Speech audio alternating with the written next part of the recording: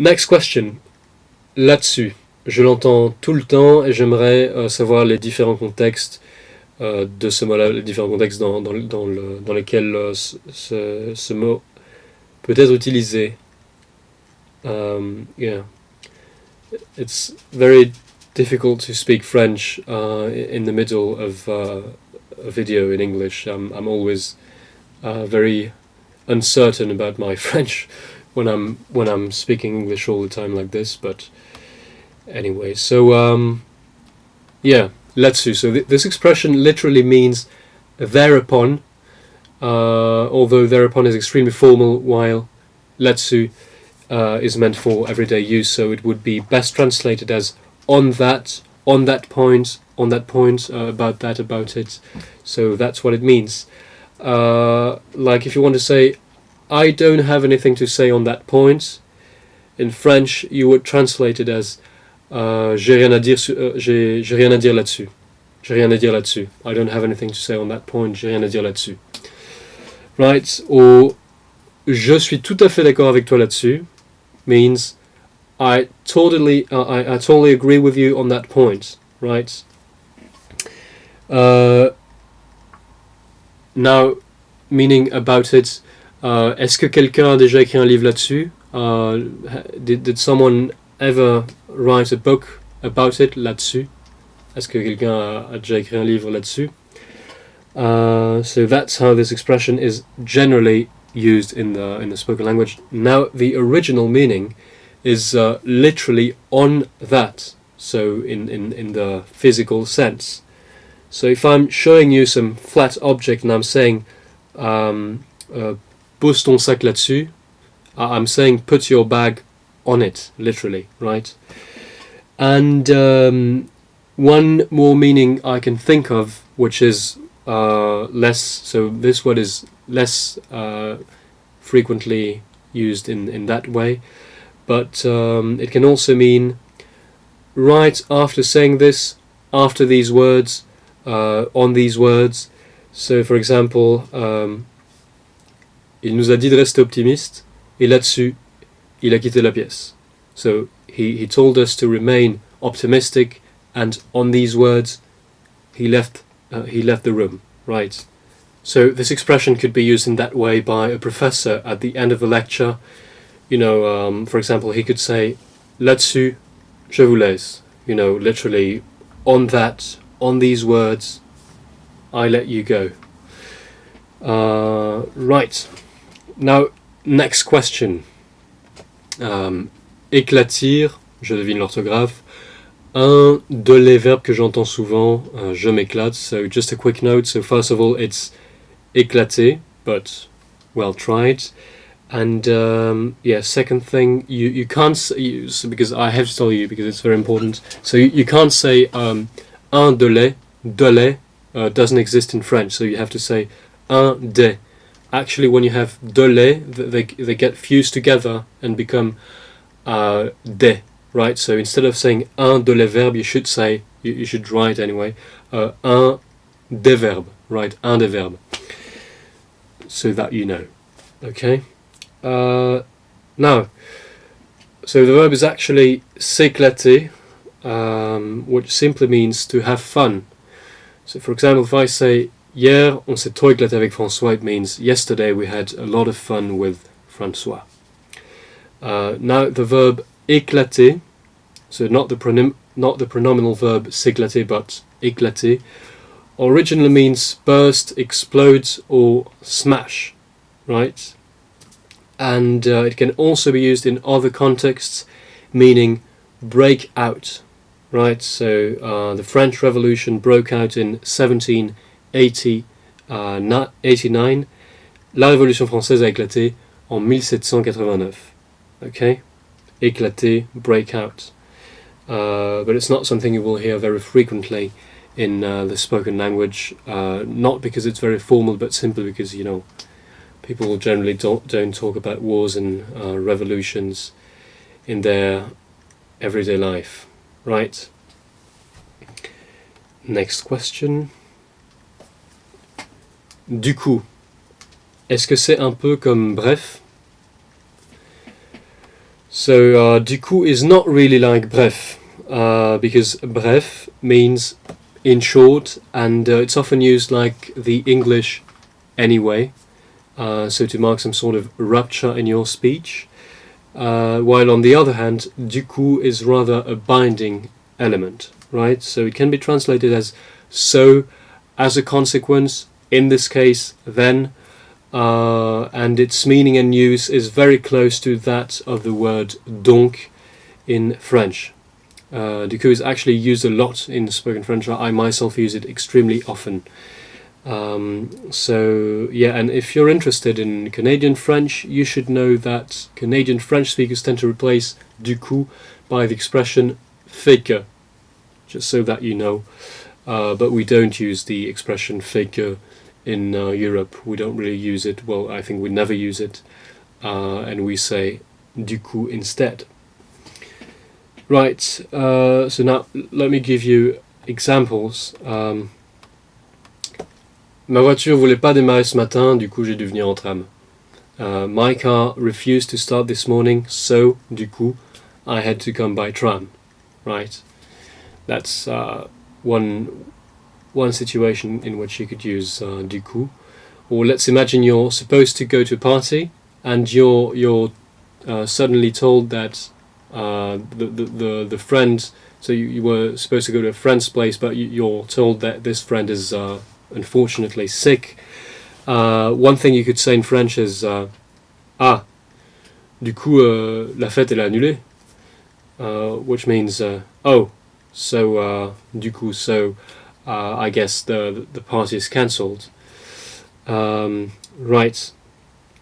Also, you have to know that donc and du coup are often combined together in spoken French, but it means exactly the same thing. It's like saying so in this case in English. So you could either say so, or so you could either say just so or just in this case instead of so in this case, and it would mean the same thing, right? So it's a bit redundant, but you know, the spoken language is always well, tends to be very redundant. Right. And yes, you can also use it at the end of a sentence. For example, if you want to say, oh, so I won't come in that case, you can say, ah, bah, je vais pas venir du coup. Je vais pas venir du coup. Right? Next question. Par contre, est-ce que c'est un peu comme cependant ou pourtant? So yes, indeed, these words have very similar meanings. So par contre is used to mark a contrast between two things. For example, moi j'adore le foot.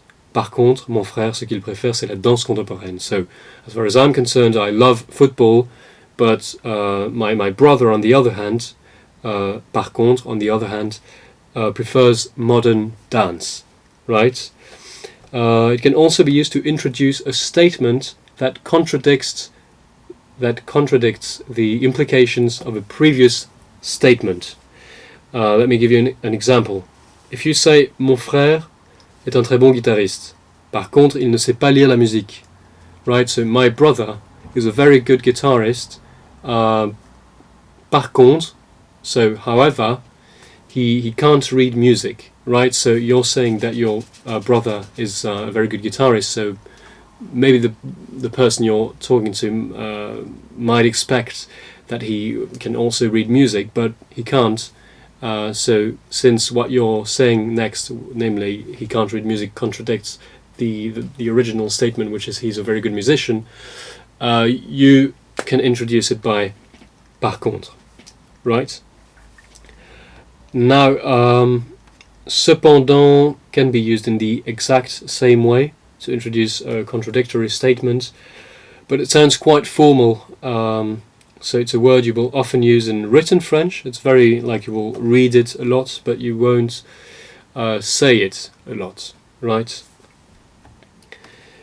Well, I should have said you will read it a lot, but you won't hear it a lot. That's better. Anyway, so as for pourtant, it can generally be translated as yet, as in, he was a very handsome man, yet he was still single. You could translate it in French as c'était un très bel homme, et pourtant, il était toujours célibataire. Et pourtant, and yet. Right, so as you can see, all these words have very similar meanings, and they can all be translated as however in certain contexts. So as I said, yeah, they have very similar meanings, and so I think that the best way to know how to use them is to pay close attention to the context in which they're used, and it might take a little while before you get to clearly differentiate their uses, you know. So don't worry, just be patient. Now, next question. Je kiffe, ça veut dire like, mais est-ce qu'il y a beaucoup d'expressions avec ce mot? So kiffer means to like very much, but no, there aren't really expressions. Well, yeah, I don't think there's any expression I can think of. I mean, this word can definitely be combined with other words and form very common collocations, but there aren't really specific expressions using this word, which I think is quite normal because it's a very, very, very recent word. Like, I hadn't heard about it before. I think before the age of maybe 12 or 13, I had never heard that word, like never. And I have to say that I never use it myself, and yeah, I've never used it because I really don't like it, and it just, yeah. But anyway, it's personal. So it means to like very much, and one thing you can often combine it, like many other words in French, with the word trop. For example, je kiffe trop cet acteur. I love this actor, which is a thing teenagers might say, because yeah, you have to know that it's strongly associated with the young generation, so it's not very it doesn't sound very serious when you're using it, so just you have to know it. Although older people tend to use it more and more nowadays, but in a humorous way.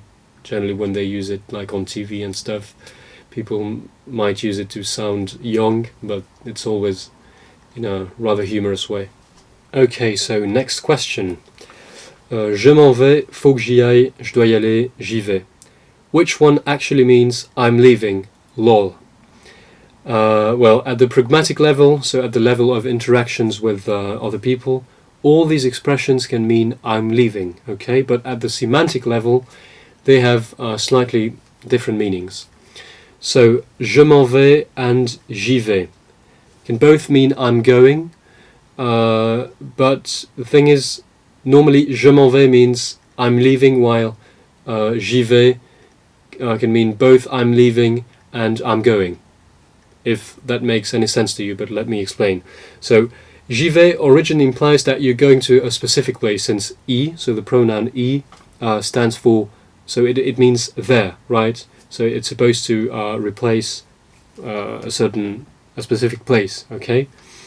So literally what you're saying when you say j'y vais is I'm going there, as in tu vas au supermarché? Are you going to the supermarket? Oui, j'y vais. Yes, I'm going there, okay? But you can often, well, this expression is often used by itself, kind of out of the blue. You can just say j'y vais, and in this case the pronoun I is not referring to any place. It just it doesn't mean, well, it's not referring to anything. So when you say j'y vais out of the blue, it just means I'm going. So in this case it can also mean I'm leaving, right? Je m'en vais, on the other hand, only, so semantically only means I'm leaving, okay? Even though it might mean I'm going, but it literally means I'm leaving, because so when you say je m'en vais, you're dealing with a pronominal verb, s'en aller, which is actually a synonym of partir. So as a consequence, you will normally use this one only when you mean you're leaving. Partir, to leave. Je m'en vais, I'm leaving. Okay, but now leaving a place implies going somewhere, and that's why in many cases both expressions are interchangeable, right?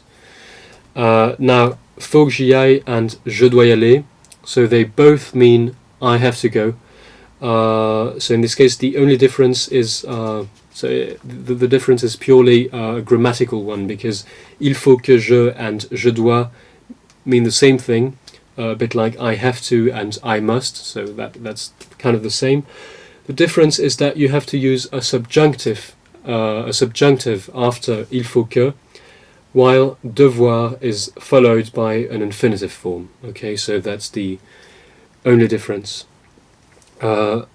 And so now to come back to the original question, which one actually means I'm leaving? Well, as I said, they can all mean I'm leaving. Right, now last question, and that's a really long video. As I was doing, like, making the video, I decided I would split it in several videos because it's way too long. I wasn't expecting that. Anyway, so on se parle, est-ce qu'on peut l'utiliser pour parler dans le futur? On se parle, si tu veux, lundi soir. Est-ce que c'est pas plutôt on se parlera? So my answer is going to be very short, not just because I'm tired and because this video is very long, but also because there's not much to say on that point. So in French, like in many other languages, you can use both the future tense and the present tense to refer to something happening in the future, right? So really, for example, on se parle demain, so literally we talk tomorrow, and on se parlera demain, we will talk to each other tomorrow, are both correct. On se parle demain, on se parlera demain, same thing, different tense but same meaning, okay? So, I hope I answered all your questions, and I thank you for all these questions. They were really interesting. Was really cool to was really interesting for me to think about all these things. It made me think a lot, and yeah, I strongly encourage you guys to ask me any questions that you want to ask, and because I might make a video to answer it if it's you know, interesting enough for other French learners. I might make another video. Okay, so thank you very much, J Love, and see you soon, guys.